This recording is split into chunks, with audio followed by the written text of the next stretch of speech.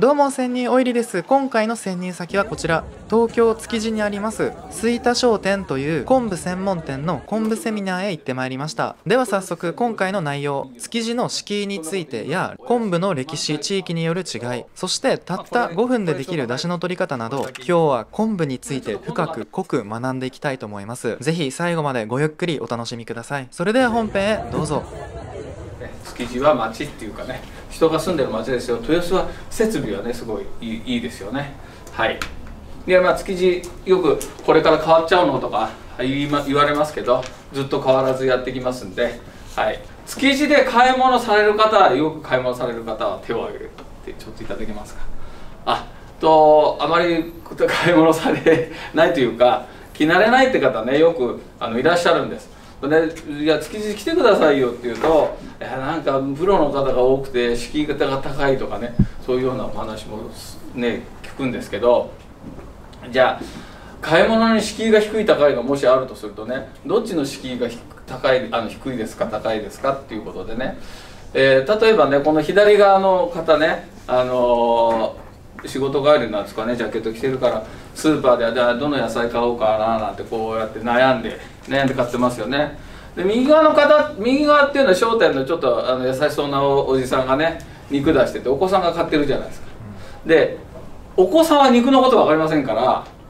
A5級の和牛が欲しいとか言いませんからね、宮崎牛がいて今年は近江牛のがいいとかね、そんなこと言いませんから。でも左っていうのはこれ野菜ですけど、自分でどの野菜が自分の料理とか自分の好みに合うのかなとか、でその前にこうどういう色の野菜が新鮮だとかっていうのを知ってて選んでるわけです。もしくは知らなかったらもう総動員してね、スマホで見ながらとかねしちゃうんですけど、こっちはお子さん知らなくて、おじさんはそういうこと全部知ってるんです。で多分これ想像の域ですけど、お子さんが来てるってことは近所の人でしょ。近所の人だったら佐藤さんちのお嬢ちゃんでしょ、いつも買ってるやつでいいんでしょってパッて出してくれる。何にも知識がいらない。もっと言っちゃうとメニューまでしてるかもしれないですからね。今日肉じゃがの日だろうなんですね。じゃあ牛こまにしとくかとか、そんな感じ。今日はカレーだろ、じゃあポークだったらポークにするみたいな。だから商品に対する知識がいらないんです、右側の場合で。築地っていうのはね、皆さんご存知かとしてる、私は昆布屋ですね。あと鰹節屋さんもいます、肉屋さんもいます、八百屋さんもいます、もちろん魚屋さんもいます。それぞれ専門店なんで、どっちかというと右側の方の商売なんです。と左側自分で考えるってことは、自分で商品の知識を持ってないといいものを買えないし、自分に合ったものを買えないってことは、本当は左側の方が敷居が高いんです。全部の食材の全部の知識を入れていかなきゃダメだから。だけど右側は何にも知らなくてもね、今日はねだしだったらちょっと過ぎちゃいましたけど、お正月だったらお吸い物のだしをやりたいんで、それに合った昆布と鰹節が欲しいなって味噌汁言えばパッて出してくれる。味噌汁用と違いますからね。で今日は普段だから普段用の味噌汁用って言ったらそれなりにパッて出しますから。なので本当は築地って敷居低いんです。だからそれをねこう勘違いされないで、多分今日の方は皆さん料理される方が多いと思うんですけど、料理しない人ほどとか料理苦手だとか苦手意識がある人の方が僕は築地に来てほしいと思ってます。料理分かって食材に詳しい人はもう左側でも全部選べますからね。皆さんは多分料理されてるので昆布買うかと思うんですけども、さっき言ったスーパーで買うことが多いでしょ。どういうふうな基準で買うかっていうと、大体黒い方が美味しい、ね、黒い昆布を並んでたら買います。で利尻昆布、いろんな昆布が並んでて種類があって、利尻昆布が高級だ。テレビ出てくると料理屋さんの中で、特に京都系なんか多いんですけど、いろいろ老舗の方いらっしゃって、利尻昆布がいいですよっていうか使ってますちょっと高級だって意味があるんです思っちゃうんですけど、で高級だからだしの味が濃い、と出てるっていうふうに思うと思う。で、それ買ってくると、だしの取る時は沸騰させちゃいけませんよって、もうすぐ沸騰直前って困りますよね。99度で、気圧がありますから正確にはもうちょっと低いですけどねっていう、そのぐらい気を使うのかみたいな話があるんです。で余ったやつで、乾燥させて保存しなきゃいけない、ね乾物ですからね、パリパリですからっていうのありますけど、これね全部×なんです。はい、この辺も説明していきたいと思います。じゃあもうね出汁実際取るのとかね、どうしとかいう話の方が皆さん興味があると思うんですけど、今説明するためには昆布がどうやって生きてんの、どうやって取ってんのっていうふうに、そこからちょっと知らないと説明ができないので、少し退屈かもしれませんけども、簡単なことからやっていきますね。これ全部結びついていきますから後で、これ皆さん分かると思いますけど、1個の根っこから1本生えてるのが昆布です。これ、こっちわかめですね。はい。でこれは多分これはちょっと聞いてみますけど、海からどうやって生えてるの、海底から上に伸びている、海底の岩から横に伸びている、ぷかぷか浮いている、実は泳げるみたいな。1番だと思う方、はい、じゃあ2番だと思う方、3番だと思う方、はい、4番だと思う方、はい、これはね結構でも皆さん知ってる方いるんでちょっとびっくりなんですけど、今まで結構大人の方でも子供の方でも 99%1 番って言うんですよ。2番なんです。はい、横なんです。光合成するので、太陽の日を浴びなきゃいけません。上に生えてたら頭のてっぺんしか当たんないので横に寝っ転がってる、陸のね葉っぱと同じです。はい。で、昆布はどこで取れるのでしょうか、ねこれは皆さん分かるかと思うんですけど、北海道だけ。ただこれ学術的になんか昆布目とかね、なんか世界中どこでも取れるんですけど、美味しくて食べられてとかいい出汁がっていうのはやっぱり北海道がほとんどなんです。だから皆さん流通してる、よく店とか立ってると北海道店で昆布美味しい昆布買ったんですけど同じのが欲しいって言われちゃうと、いや北海道じゃない昆布の方を探すのが大変なんでほぼほぼ北海道ですっていうふうにね、言いますね。はい。今北海道だけって話しましたけど、ちょっと答えは出ちゃってるんですけど、太陽の光ね、光合成して太陽の昆布の成長に必要なもので、太陽の光と海水の養分とね川の水の養分ってあるんですけど、これだけだったら地球の7割って海ですから、もうほぼほぼどこでも取れるんだけど、なんで北海道だけかっていうと、親潮ってあるじゃないですか。親潮、リマン海流もあるんですけど、このオホーツク海から流れてくる潮の中にすごい昆布の美味しさの素っていうのが入ってるんです。だからこれが届く範囲なんですね。でこっち黒潮が来ますよね、こっち対馬暖流来ますよね。でリマン海流でこの大陸が来ちゃうんで、日本の領土じゃないんで、これもちょっと便宜上というかこの略図なんで太さこういうふうになってますけど、ここら辺でなくなっちゃうんですけどね、これもここら辺まで同じあれできますけど、黒潮ってここら辺まで来てて、で大体その濃度で、取れるところ何軒って決まってきちゃうんですけど、親父のと三陸沖なんです。だから北海道大体こう食用のね皆さんが食べているのの 90%、これね年によって多少上下しますけど 90% ぐらいが北海道ということで、ロシアはね入ってきて、本当はね今ロシアこんなんですけど、僕もこう行ったことあるんですけど、サハリンね、こうはね親潮リマン海流がバンバン当たるんで、すっごいいい昆布が取れるとこだったんですよ。ここら辺もね沿海州のここら辺もすっごいいい昆布が取れるんですけど、もともとロシア人は昆布を食べる習慣がないし、今こんななんで、もうゼロになっちゃいました。ちょっとだけ入ってきたんですけどね。はい。でこれがラオスなんですけど、今下見ててちょっと船が大きいんで、ラオスはで棒を入れて、ここで陸から取ってますから、このぐらいのところ深さ、これで2メートルないぐらいなのかな、こう岩場なんであれですけど、浅いところだと1メートルとかそんな感じ。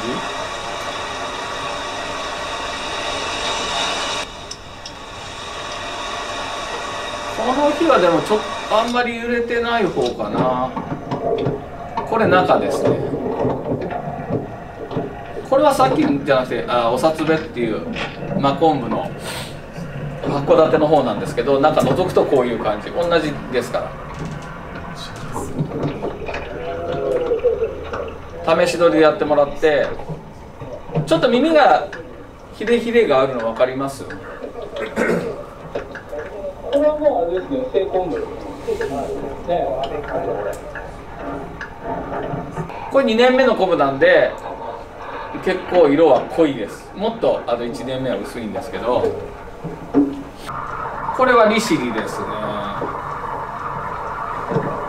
これ磯場で僕三脚突っ込んで水の中大丈夫なカメラ突っ込んで撮ってますけど、横に伸びてていっぱい岩場に、本当に浅いところの昆布っていうのは岩に当たることが多いので、結構ああやって穴開いてたりするんですよ。もうちょっと深いところだと結構綺麗な昆布なんですけど、これラウスで干してるところです。もうこうやってもう本当に一枚一枚というかやって、これだけの量を干さなきゃいけない。それも時間勝負なんで、これあとひっくり返すんですけどね。でこれはあれです、養殖昆布です。下に伸びてます。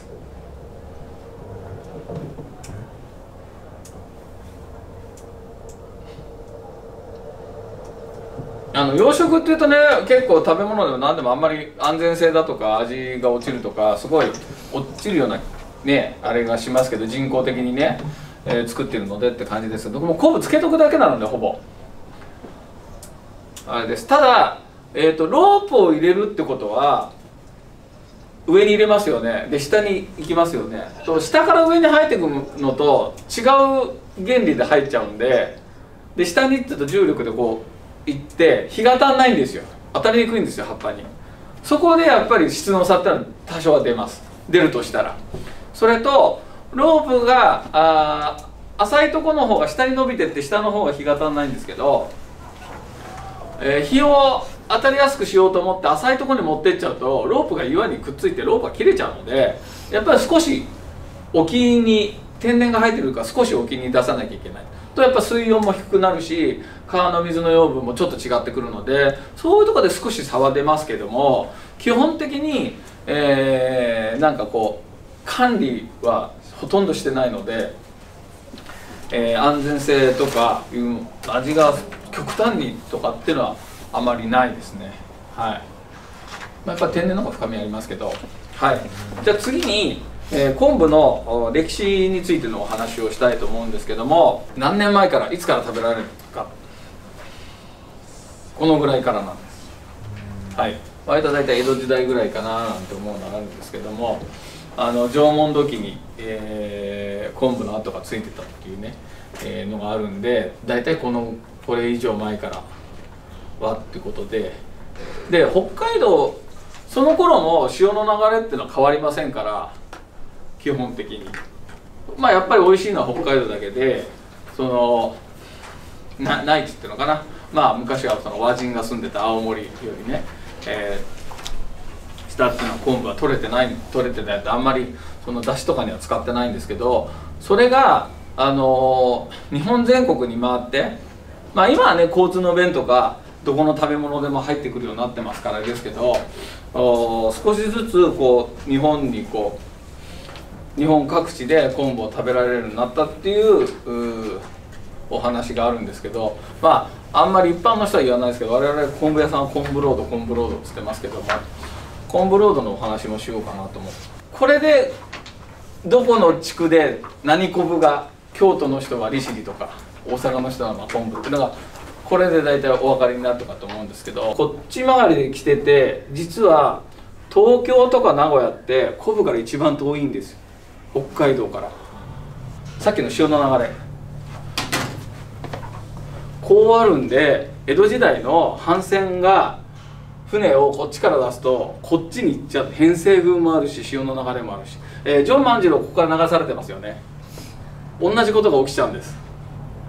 とこっちに船を回す分にはもう世界中から見て池みたいなもんだし、風もあるし潮の流れもこうなってるんで、ナンパしちゃっても日本に着くんです、流されちゃっても。船バラバラなんだ、最悪船バラバラになってなんかにしがみついてるこっち来るんです。ちょっと例えばあれですけど、この北の方の国のものがいっぱい流れてきたりするでしょ同じ風に。だからこっちで北前船っていうのは通ってって、東京と名古屋っていうのは、東京で昆布を使わないとかっていうのもそういうことなんです。水が合わないとかうんぬんで料理のあれが違うとか言いますけど、その前に昆布のから一番遠いところにいた、函館までは800キロ900キロかなぐらいですけど、3000キロ離れた沖縄よりかは遠いところにいたんです。でそれがやがて東京にも入るようになるんですけど、どうしてかというと、関東大震災がきっかけで、関東大震災でそれまでって明治時代が終わって大正時代ってまだまだその江戸の町並みっていうかなんですけども、それが潰れて火事になって復興院っていうのができて、東日本大震災ね、今日11年12年経ちますけどの復興院っていう話になりましたけど、でもともとっていうかな、関東大震災の時も復興院っていうのができて、道を広げて建物を建て直してってやるんですけど、それ誰がやりますかって話で、今で言ったら大手ゼネコンさん、大手ゼネコンさんって財閥でしょ元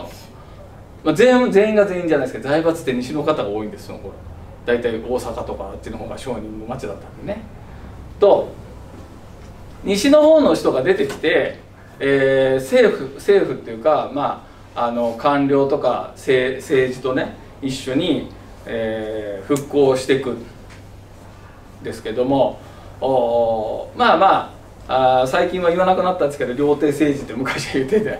ご飯食べながら決めるとかね、そういうところが多いじゃないですか。でご飯食べるとこで行くんですけど、西の方の人が来て料理が全然違うから食べられない。誰か関西、大阪、奈良、滋賀あたりの方いらっしゃいますか？兵庫、どちらですか？兵庫。はい。兵庫も多分そうだと思うんですけど、兵庫の方も東京来た時にそば食べられました？腹なんですね。ねえ、食べられないんです。食べられないとしてね、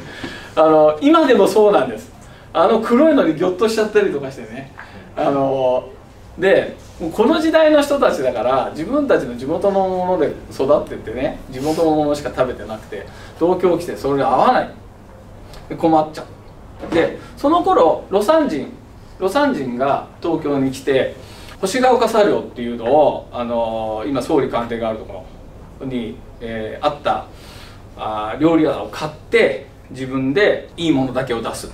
ていうので料理屋を始めました。でこれはちょっとうちの宣伝というか、うちの紹介というかなんですけども、で東京でその昆布が売ってなかったんですよ。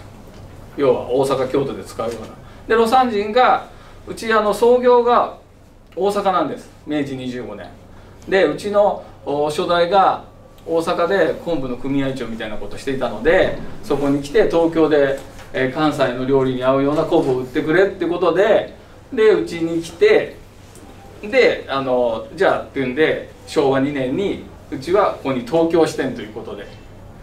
出店したんです。で、その大阪から来る料理屋さんに昆布を供給できるように。だからこれは本当にうちだけの話なんですけど、いまだに魯山人って別に料理屋さんっていうか料理人でもなかったので、実施星ヶ丘茶寮自体はもう後で恩出されちゃうんで、で子供もいないしっていうことで、その星ヶ丘茶寮っていうのは他の人の手に渡っちゃうんですけども、料理人さんはずっと残ってるんですよ。そこでねやった料理人さんっていうのがまだ今料理屋さんいろいろやっていて、そのお孫さんとかが今料理屋さんやっていて、そこの方たちもいまだにうちに買いに来ていただいているっていうね、そういうつながりもあるんですけど、うちはうちだけではないんですけども、そうやって関東大震災を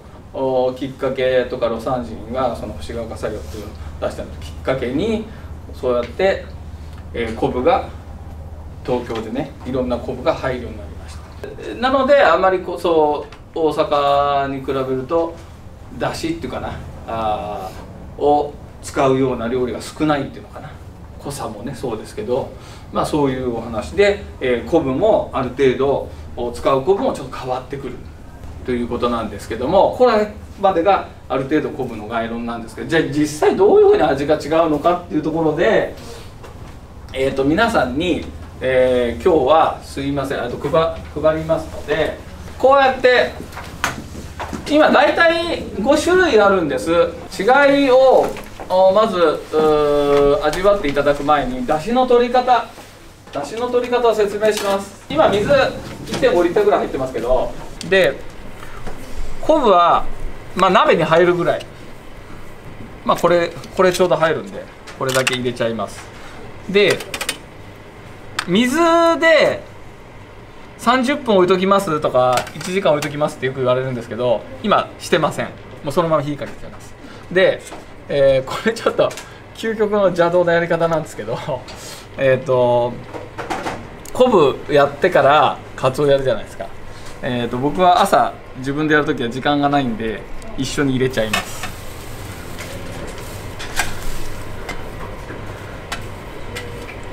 目方とかちょっと後でまた詳しく言いますね。はい、でこれで、ただこれだけの話です。強火にしといて蓋しちゃいますよ蓋した方が早くできるので蓋します。はい、で置いときます。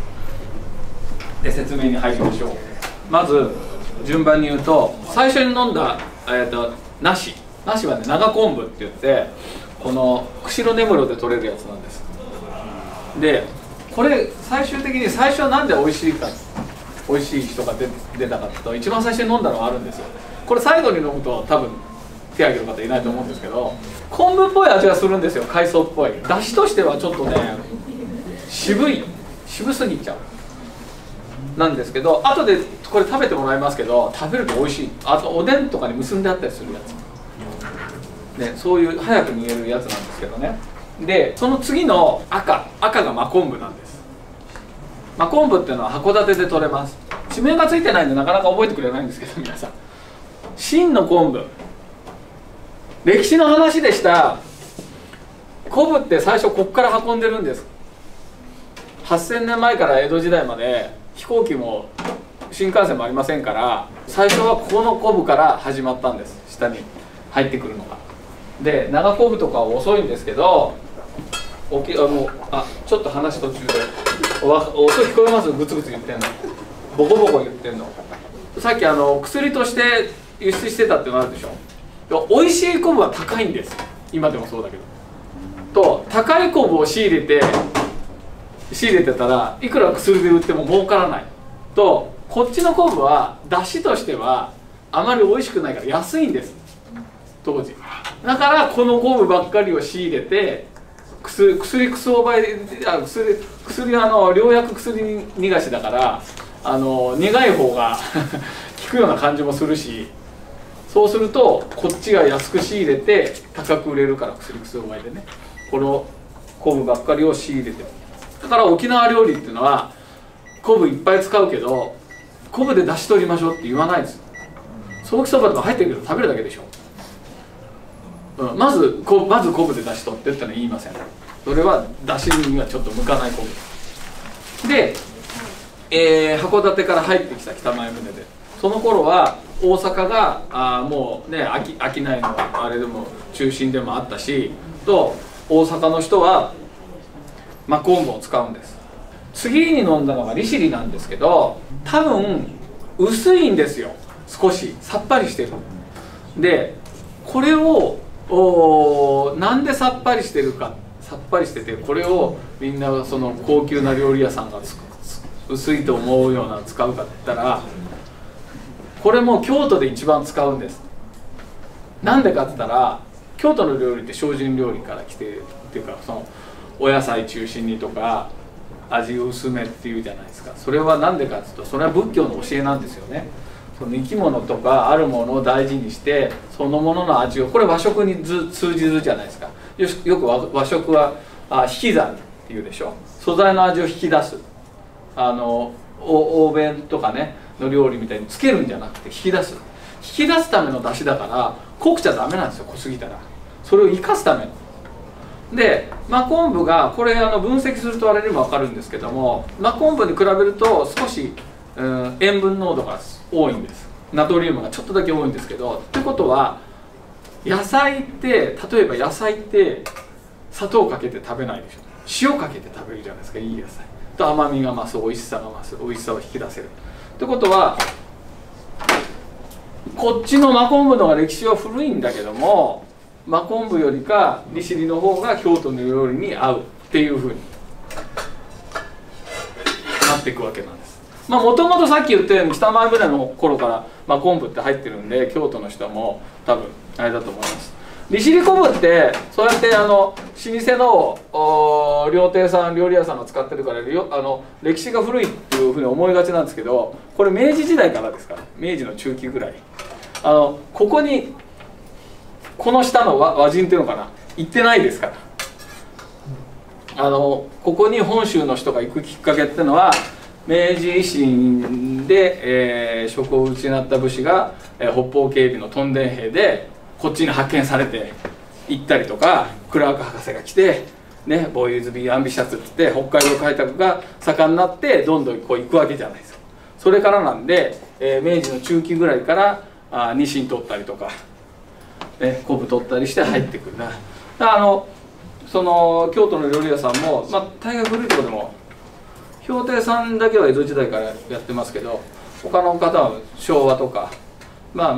平成とか有名なところでもねぐらいなんで、多分利尻昆布をずっと使っているんだと思います。カツオ使えないっていうのもありますよね。カツオのそのしょっぱみっていうのかな、そういうのも使えないんで、利尻の方が合うみたいなね、そういうのがあります。で次に飲んだのが青で、青が日高昆布です。これもいなかったんですけど、梨と青だったら多分青の方を選ぶと思うんですね。でこれ赤と黄色の後に飲んじゃうから青あんまり美味しくないって言っちゃうかもしれないんですけど、青だけだったら割と美味しい。なんでそういうことが起きるかっていうと、ちょっと昆布臭いんです。海藻の香りがちょっとする。梨ほどじゃないけど、でも甘みがあったりしょっぱみがあったり深みが割とあるんで、ちょっとグツグツやると濁っちゃったりする。だからお吸い物って例えばお椀蓋開けた時の香りって言いますよね。そこで磯臭いのが出てきちゃうと他のものの香りを消しちゃうので、お吸い物には日高は使わないと向かないですよね。好みの問題ですけど、そうすると京都とか大阪では使わないの料理ではほぼ日高、平成の中ぐらいまでは大阪の昆布屋で日高使ってるなんて言ったら、大阪の方だと邪道な昆布屋だって言ってたらしいですから、はい、そのぐらい大阪の人はもう、昆布一本だったんですけど、今最近はね日高の出回ってますけど、でそうすると関西でも使わないしということになって、割と柔らかいんで食べる東京とか名古屋とかそっちの東最後に回ってきた方に昆布が回ってくる。だ東京の人は大概行くと日高使ってますって言います。で次に飲んだのがラウスですね。最後ね、ラウスは緑なんですけど、ラウスもちょっと昆布の味が出ちゃうかな。でも味は特に黄色に比べると濃いです。はい、赤に比べてもこれ微妙ですけど濃いって感じることもありますよね。濃いです。さっき言ったいろんなことで分析していくと、グルタミン酸っていうのが一番入っているのがラウスなんで、ただこれもさっきの利尻のね昆布の明治の中期から入りましたよと同じで、ここもすごいそれが影響してるんですね。でどういうふうに影響してるかというと、ラウス昆布の7割は、北陸の富山県で消費されちゃうんです。富山でね。で富山では僕の店で出てて、富山の人ってあんまりいないですけど、富山の人って聞いたらもうラウスでしょ、ラウスじゃないとダメだよね。で日本橋に富山館っていうアンテナショップあるんですけど、そこに料理屋さん入ってるんですけど、そこもやっぱりラウス使ってます。でなんで富山の人はそんなにラウスばっかりかって言ったら、ここね、その明治の中期の開拓が盛んな頃に富山湾がちょうどお魚が取れなくなっちゃった。でお魚が取れなくて、じゃあ北海道海いっぱいあるから北海道に開拓に行くかって、開拓がね盛んになってるから。でも漁師さん自分たちの漁の道具を持ってって自分たちの方法で新しい方法なんか見つけるなんてやってらんないんで、自分たちの方法でできるとこ探しまくる。北海道の中と富山、羅臼、ここが同じような漁の漁法で、漁師としてやっていけることが分かったので、羅臼町にいっぱい移り住んだ。羅臼町の7割は、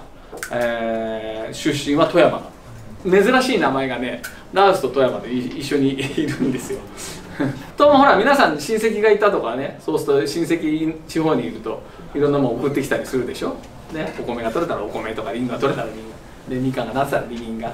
かんとかね、そうやって、昆布が富山に来るんです。と大阪、昆布の中心の大阪ではもう真昆布使ってて、別に羅臼味が濃いからって言っても真昆布もそこそこ美味しいんです。で利尻は利尻で京都の料理に合うし、別に羅臼にする必要ないから富山で止まっちゃうんです。だから富山の人はもう羅臼、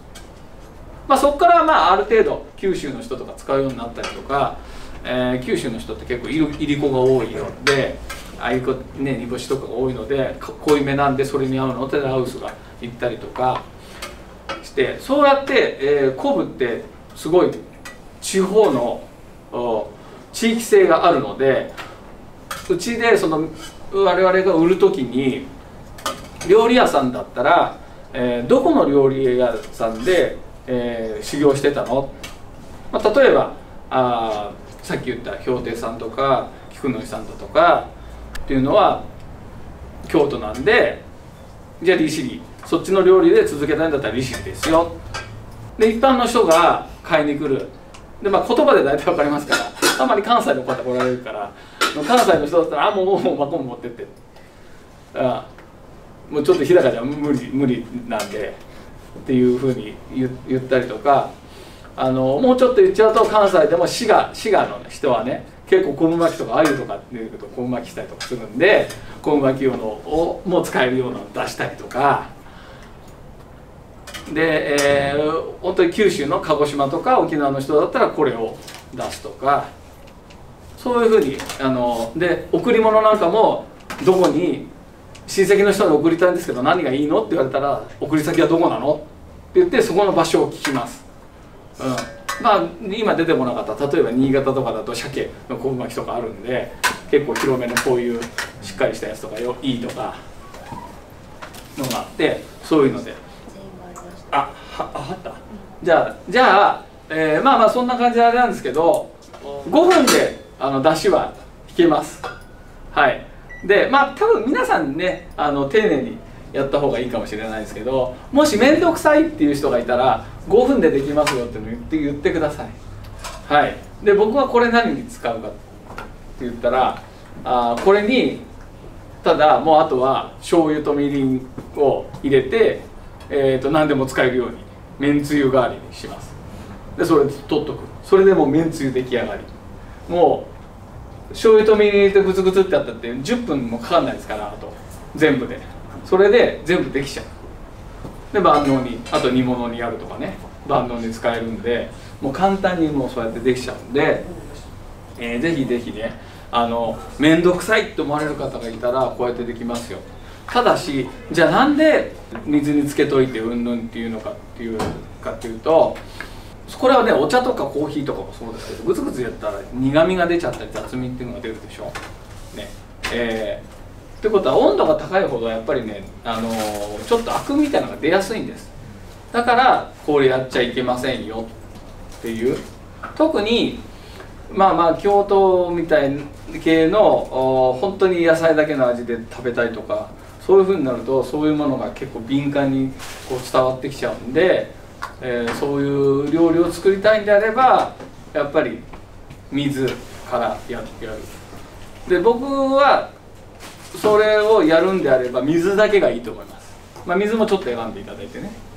水道水から軽く抜きしなきゃいけないんで、それぐらいでいいと思うんですけど、一回沸騰させてから冷ませてやる。でつけといて、利尻の場合だったら1日とかそうすると本当に雑味っていうかなく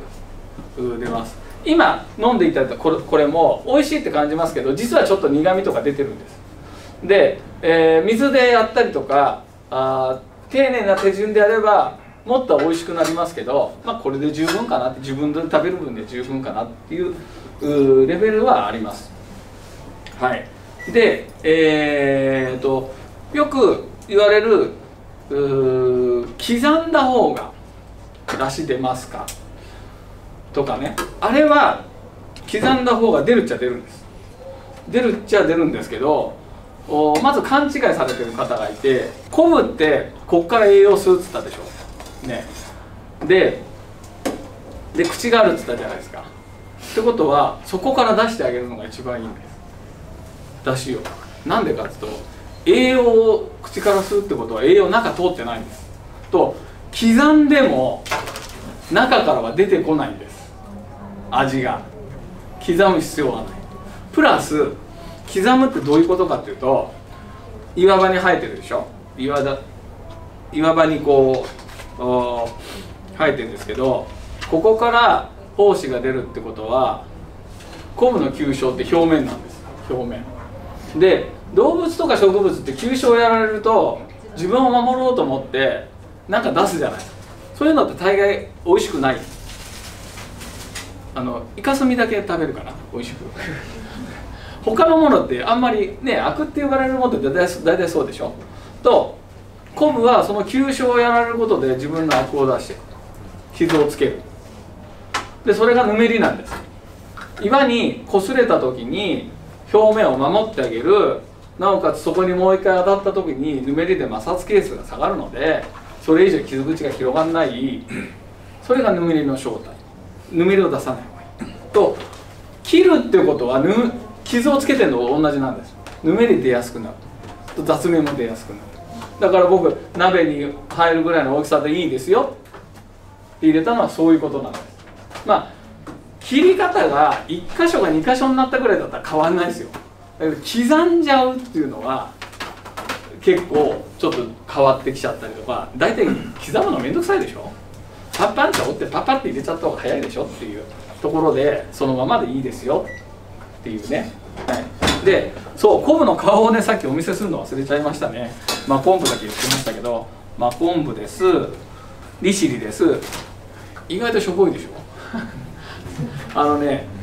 養殖とね天然の見分けってね、養殖の方が立派形が揃う。で野菜でもそうでしょ、ハウスもんの方が綺麗で揃ってるでしょ、それと同じで天然の方が意外とひょろかったりとか、天然でももちろん太いのもありますけど、でも結構ねぐちゃぐちゃしてる。で利尻、これは日高と利尻がちょっと似てます。難しい、こうやって見るとね色がちょっと違かったりとかね、多少この辺が違かったりするんですけどね。でラウスは短いです。はい、こうやっておしゃもじになってます。これも養殖の方がすごい、あれですっていう感じです。で長昆布ですって感じですね。そうだ、出汁の取り方の量言っておきますね。量は僕の基本は123です。まず水入れます。1リッター水入れます。はい、昆布を 2% 入れます。1リッター 1000g ですから 2% で 20g で2です。3でかつお節削り節入れます。3% なんで 30g です。はい、であとはもう時間とかその時の自分の目指す味をあれして、長くやったり、こうやってもう時間がない時はバーンってやっちゃったりとか、それはあれですけど、基本それで。で結構今飲んだのはその濃度でやってますけど、それだけで飲めるってことはもう味付けいらないんです。でそれだけ濃くやるところってほぼ料理屋さん必ず醤油とかみりんとかお塩とか入れますから、これだけ濃いっていうのはもうないです。それだけだとほんとちょっとで済むんで、塩分を本当に落としたい人はそのぐらい濃くていいと思います。でもやっぱりある程度味がね、やっぱり塩とか醤油とか入れるとカチッとしますんで、だしだけだとやっぱりボワーンとしたまんまなんで、そしたらもうちょっと薄くてもいいです。ただしだし取るの面倒くさい人は特に言うんですけど、濃いめに取ってください。薄めるのは簡単です。薄く作っちゃうともう一回作らなきゃいけなくなっちゃうんで、これも単純なことです。濃いめに作っといて、こんな感じでまあその時によりますけど、あんまり出し入れとか冷蔵庫の具合にもよりますけど、まあ、長くて1週間とか短くて4日ぐらいは持ちます。はい。でこうやっとけば、これ入れっぱなしでも出してもいいです。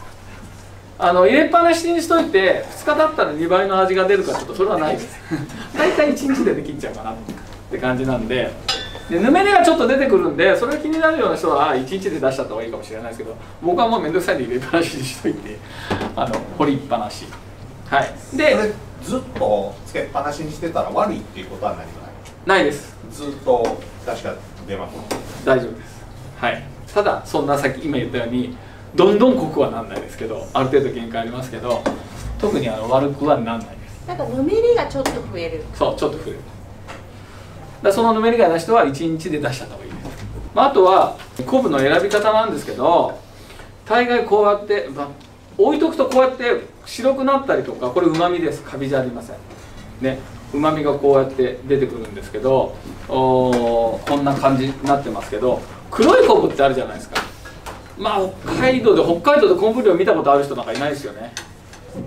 さっき写真にあったんですけど、黒くピカピカしてるんです。揚げたての時って黒いんです。これはちょっと科学的にどうしてたかわかんないんですけど、他の乾物でもそうですけど、干しとくとおいしくなって、で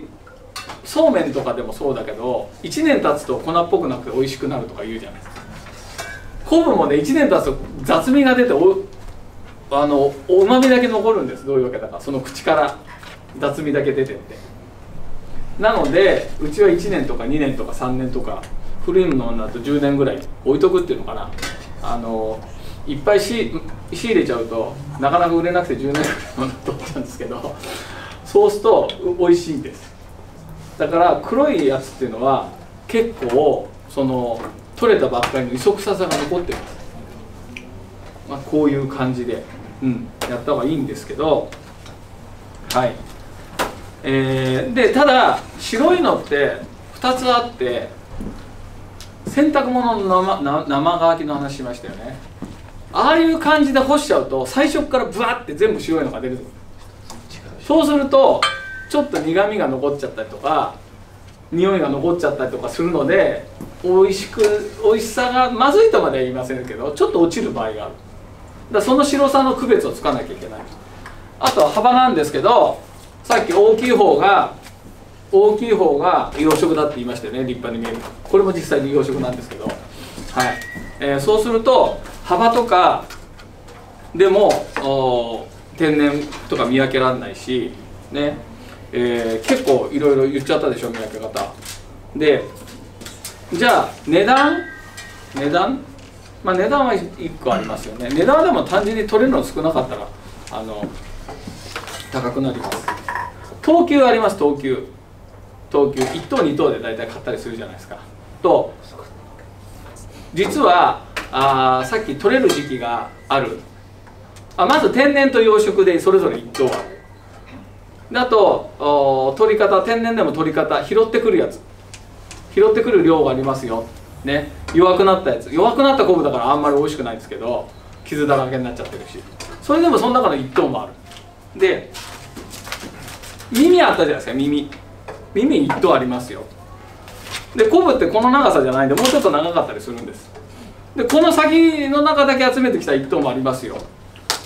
で時期もあるんです。胞子が出る前の一番いい時期の1等もある。胞子が出た後に余ってんのを取ったやつの1等もあるって言ったら、今まで1等何回言いましたかっていう話でいっぱい言ったでしょ。そうするとわからないね。白もこの白じゃなくて、長さも幅もこれじゃなくて、取れる時期は分かんないでしょねって言ったら、どうやっていい昆布のね買うかって言ったら、どうしたらいいと思います？皆さん。そう聞くんですよ。でも聞くのは聞くって手間がいるでしょ。聞いて分かんないかもしれない。だからスーパー行ったって分かる人いるかどうか分かんないでしょ。吹田商店に来ればいいんですこれが今日の一番の正解ですからねちょっと先行っちゃってますけど、今配ってたんで、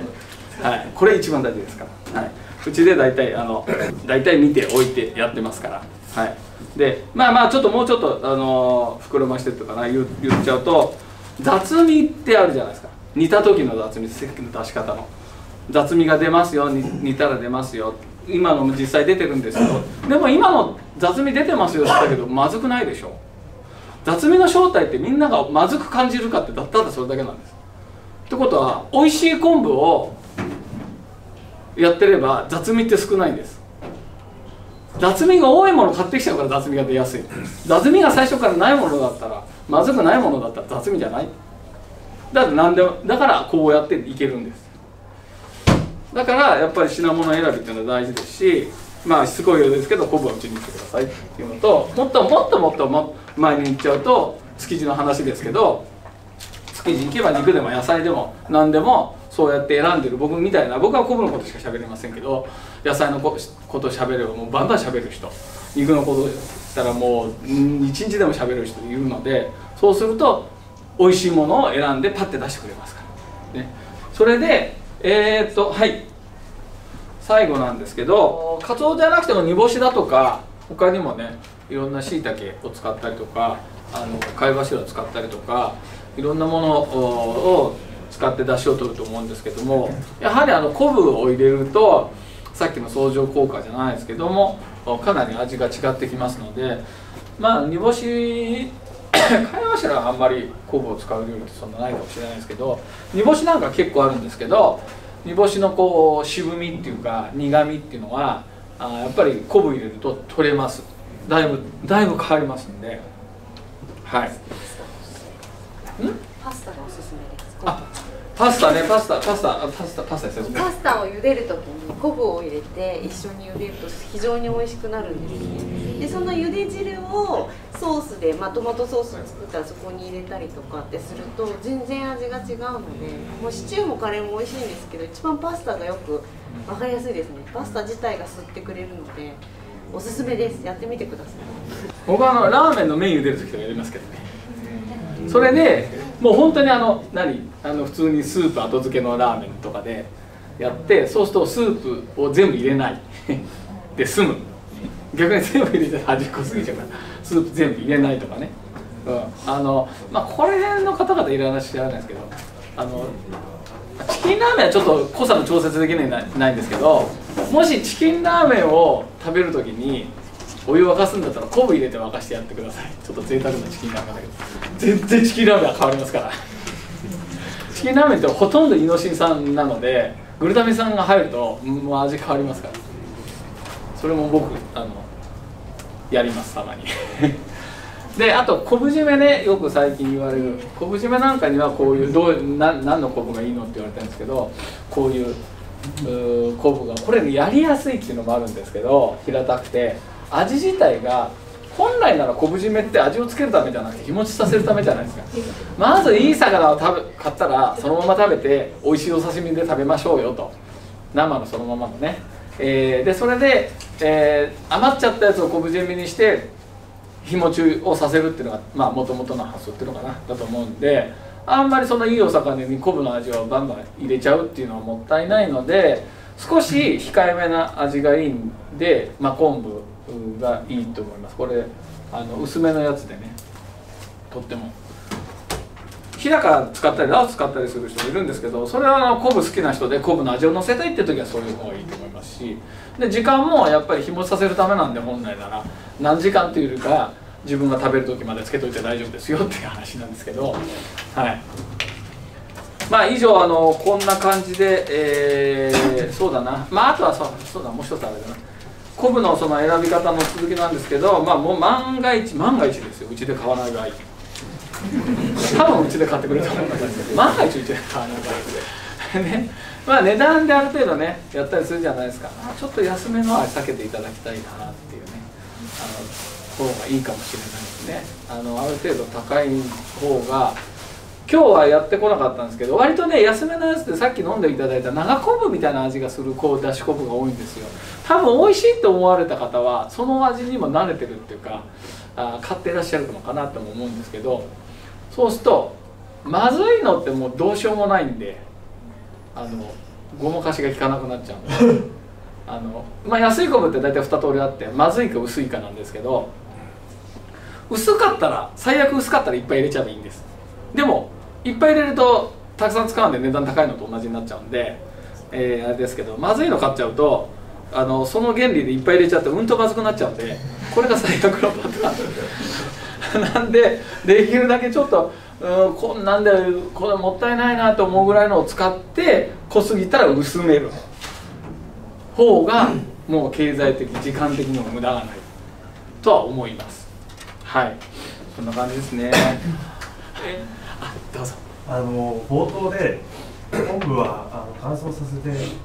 保管する罰みたいなのあったと思うんですけど、それでした、はい、保管の仕方言うの忘れてました。今ねちょっと今度が暖かくなってきたので、今こうやってこのぐらいの昆布を入れてます。これ12月とか、まあ、1月ぐらいになるとこんなパキッて割れてます。でも味変わりません。もしあれだったら6月の時にもう一回セミナー開いてください。ふにゃふにゃになったやつで出しておりますから変わりません。基本じゃあなんでそう言うかって言ったら、スポンジと同じなんですけど、中に味が溜まってるじゃないですか。で濡れてるスポンジってちょっと押すとすぐ出ますよね。ふにゃふにゃな昆布ってちょっと押すと味が出やすいってことは、出汁の取り方が変わってきちゃうし、悪い昆布を使うとアクも出やすくなっちゃう、ちょっとしたことで。なので、なるべく乾燥状態でと言うんですけど、まあうちの昆布だったら大丈夫です。しつこいようですけど変わらないです。こだわる方はそうやってちょっと押すだけで、出るってことは、さっき言ったように時間が変わる、つけとかないでもすぐ出るとか、そういうのがあるんで、そういう原理なんで悪くはなんないです。でカビ生える場合はちょっとぬめっとしたりとか、これさらっとしてるんですけど、ぬめっとしたりとか、それが乾燥したらケバケバになったりとか、胞子状になってるんで丸いとこからこうやって出てくるとかって分かりますけど、まあ、一応昆布のカビ自体は毒性がないっていうのは分かってるんで、ちゃちゃっと拭いて匂い気になるほどカビが出たらあれですけど、いけちゃうっちゃいけちゃいますけど、まあ多分お家の中に置いといてカビが出たら周りもカビだらけですから気をつけてください。はい、冷蔵庫に入れない方がいいです。はい、他のものに入れてください。スペース的にその方が効率的です。プラス他の匂いとかも移っちゃったりとかするんで、そのまま袋の中に入れてここだけポイント置いといてもらえればいいと思います。必要ないです。冷凍庫もビニール袋のままでいいですか？そうですそうです。もう全然もうこういうような袋あったらこのまま輪ゴムで留めて密封することもないですけど、まあ今ジップロックありますからね、密封もできますけど、そんな気付かないでペッとやってパッと置いといていいです。スーパーのと賞味期限ってあると思うんですけど、今の話を聞くとそういうのってあんま気にしなくていいってことですか？はい、気にしないでください。まあ一応法律上つけとかなきゃいけないとかってあってね、あんまり10年とか20年つけたって本当かよって話になっちゃうんで、なんとなく信憑性のあるようなところでつけてるっていうのが、まあ、はっきり言って現状かなっていう。まあ本当は賞味期限ってちゃんとね、菌検査とか官能検査とかあるんですけど、菌検査もちゃんとやってるし、官能検査っていうか、まあ、味のね検査もやって、まあ、何年でも大丈夫っていうのがあるんで、はい、あれですけど、まあ、そんな感じで1年とか2年とか業界としてこうつけてこうよって話がありますので、はい、じゃあ以上でよろしいでしょうか。はい、今日は本当にはい、ということでいかがだったでしょうか。ここまで動画見ていただきありがとうございます。いや、今回はね、昆布セミナーということで、いつもはね、包丁ばっかりの発信をしてるんですけど、やっぱりね、料理に関わることはもう全て興味ありますので、今回のような昆布だったり、または飲食店の潜入動画っていうのもね、今後とも続けていきたいと思います。そして今回の昆布セミナーは、以前ね、僕がこれ募集をかけたんですけど、またこのようなイベントをしたいなと思っておりますので、ぜひぜひチェックして、また参加していただけたらと思います。では最後に、昆布の飲み比べで思った感想っていうのを最後に伝えたいなと思います。ではこちらはセミナーに参加していただいた方のご感想なんですけども、やっぱり人それぞれ感想っていうのは変わってくると思うんですけど、すごくね面白くて分かりやすい表現だなと思ったので紹介させていただきました。やっぱりね羅臼昆布とかに関してはグルタミン酸、旨味が一番多いということで、味が濃い印象が皆さん強かったんだなと思います。僕の感想も言うと、真昆布は僕料理の勉強を大阪でしてたので、基本的にに真昆布ばかり使ってたんですね。なのでそれをベースにいろいろ比較した感想なんですけど、真昆布は甘みのあるような、書いてある通り貝系のねそういった香りも若干しますね。で日高昆布はちょっとね磯臭い感じが僕は結構残りました。舌にね結構それが残る感じですね。で利尻は見た目もねすごくクリアな出汁なんですけど、やっぱり薄い昆布の香りっていうのはちょっと弱いですね。でラウスはやっぱり旨味をすごく感じました。すごく濃いんですけど、なんかね後味すっきりしてるんですよ。残らない感じですね。なんかねその張りがあるというか硬いような感じ、そんな感じでしたね。で最後長昆布飲んだ時の最初の印象はとにかくもう薄いって思いましたね。あと若干なんか海感、磯の香りのようなものも少ししました。はい、といった印象を僕は持ちました。いやすごく面白いですよね。昆布一つにしても全然違うことが今回のセミナーでよく分かりました。今後ね料理によって使い分けるのがすごく楽しみです。はい、ということでもしこの昆布セミナー参加してくれた方、そして普段から料理される方も昆布についての感想ありましたらコメント欄で教えていただけると嬉しく思います。それでは今回の動画終わります。吹田商店さん、本当に貴重なお時間、貴重なお話ありがとうございました。またお伺いさせていただきます。それでは今回の動画少しでもいいなと思っていただきましたら、ぜひグッドボタンとチャンネル登録よろしくお願いします。ではまた次の動画でお会いしましょう。ありがとうございました。